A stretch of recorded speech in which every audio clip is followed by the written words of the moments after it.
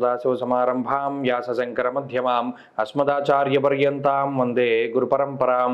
జ్యోతిష్ శాస్త్రాన్ని భావితరాల వారికి ప్రసాదించిన ఋషుల యొక్క పాదపద్మాలకి నమస్కారం చేసుకుంటూ, అలాగే నాకు ఈ జ్యోతిష విద్యను నేర్పిన గురువర్యులు జ్యోతిష బ్రహ్మ కీర్తిశేషులు శ్రీ ఈరంకి సూర్యనారాయణమూర్తి గారు, సూర్యశ్రీ దైవజ్ఞ గారి యొక్క పాదపద్మాలకి నమస్కారం చేసుకుంటూ, ఓం శ్రీ మహాగణాధిపతి నమః, శ్రీ గురుభ్యో నమః, హరి ఓం.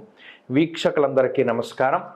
మార్చి నెల 3వ తారీఖు లగాయితూ మార్చి 9వ తారీఖు వరకు ఉండేటువంటి గ్రహగతుల ఆధారంగా ద్వాదశ రాశుల వారికి ఈ వారం ఏ విధమైనటువంటి శుభాశుభ ఫలితాలు కలగబోతూ ఉన్నాయో ఈ కార్యక్రమం ద్వారా తెలుసుకుందాం. అందులో భాగంగా ఈ వారం ఉండేటువంటి గ్రహగతులను గమనిద్దాం.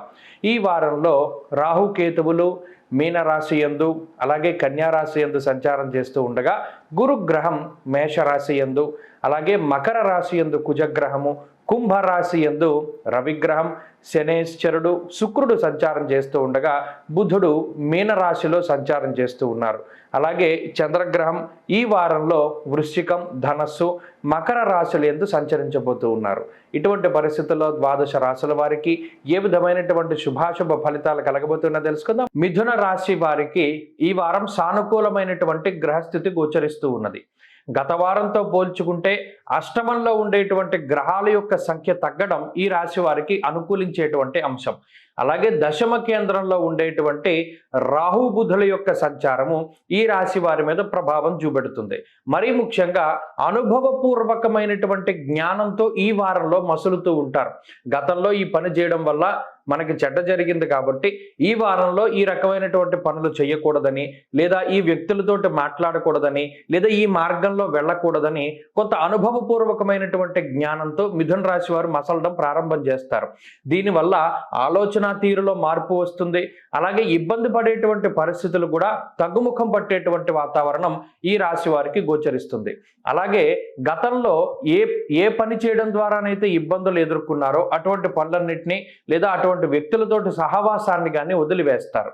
అయినప్పటికీ అష్టమ స్థానంలో ఉండేటువంటి కుజుడు కొంత ఆర్థికపరమైనటువంటి చికాకులను కలగజేయడానికి అవకాశం ఉంటుంది. అనుకోని విధంగా న్యాయస్థానాలకి లేదా పోలీస్ స్టేషన్లకి లేదా చలానాల రూపేణా ధనం ఖర్చు పెట్టేటువంటి పరిస్థితులకి కూడా ఈ కుజుడు కారణమవుతూ ఉంటారు. అంతేకాక భూపరమైనటువంటి లావాదేవీలు, ఇళ్ళు అమ్మకాలు కొనుగోలు కానీ, స్థలాల అమ్మకాలు కొనుగోలు కానీ ఇవి కొంత ఆలస్యం అయ్యేటువంటి పరిస్థితులు ఈ వారంలో కూడా కనబడుతూ ఉన్నాయి. ప్రత్యేకించి తలపెట్టినటువంటి కొన్ని ముఖ్యమైనటువంటి పనులకి కొంత ధనాన్ని అప్పుగా తీసుకునేటువంటి పరిస్థితులకు కూడా ఈ కుజుడు కారణమవుతూ ఉంటారు. ఇక భాగ్యస్థానమందు ఉండేటువంటి అటు రవిగ్రహం కానీ లేదా శుక్రుడు కానీ శనేశ్వరుడు కానీ కుటుంబపరమైనటువంటి విషయాల పట్ల ఎక్కువ ప్రభావాన్ని చూపిస్తూ ఉంటారు.